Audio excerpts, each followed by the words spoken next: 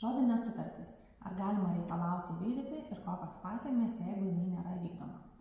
Taip, Civilinis kodeksas numato žodinę sandorių formą, jeigu nėra pagal įstatymą privaloma rašytinė ar notarinė šių sandorių forma. Dažniausiai tokios sutartys pasitaiko buityje, kai žmonės nori atlikti kažkokius remonto darbus ar gauti tam tikras paslaugas. Tačiau reikia pažymėti, kad dažniausiai kyla nesklandumų dėl to, kai reikia šią sutartį reikalauti vykdyti. Pavyzdžiui, šalys susitarė dėl kažkokių smulkių remonto darbų, nežinau, sienų dažymo, grindų sudėjimo ar santechnikos darbų. Ir tokiu atveju yra atliekami darbai, tačiau šie darbai nėra atliekami iki galo arba jie nėra atlikti kokybiškai. Arba, pavyzdžiui, sumokėta avansu ir tas žmogus, kuris turėjo atlikti remonto paslaugas, dingsta.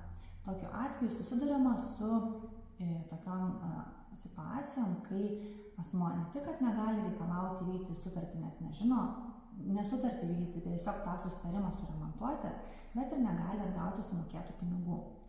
Tokiu atveju belieka įrodinėti liudytojų parodymais, kalbų susirašinėjimais.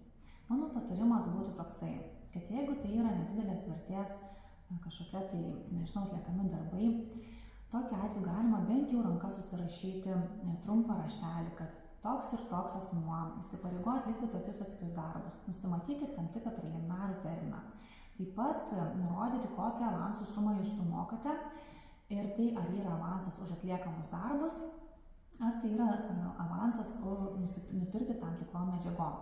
Tikrai tokį raštelį būtų galima ateityje pripažinti teisme ir reikalauti jo įvykdyti.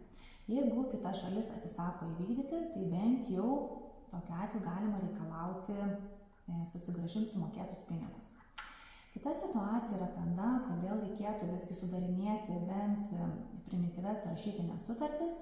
Jeigu jūs esate vartotojas, tokiu atveju jums gina ir vartotojų teisės, kaip pavyzdys, dėl nekokybiškai atliktų paslaugų. Jeigu jūs užsakėte, tarkim, sudėti grindis ir šios grindys sudėtos nekokybiškai, tai esant rašytiniai sutarčiai, jūs galėtumėte ne tik reikalauti, kad būtų ištaisytas brokas, bet kad ir atlyginti nuostolį. Pavyzdžiui, dar kartelį sudėtos grindys ir už tą papildomą mokestį jums būtų iš tos kaltos šalies atlyginta.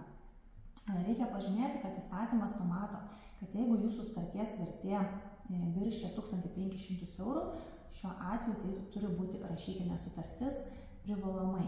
Taigi turėkite omenyje, kad siekdami įgyvendinti tam tikrus projektus savo namuose, kad ir mažus, ir toliau, gauti tinkamą šių paslaugų įvykdymą už sumokėtus pinigus, tokiu atveju rekomenduoju visada sudaryti rašytinę sutartį.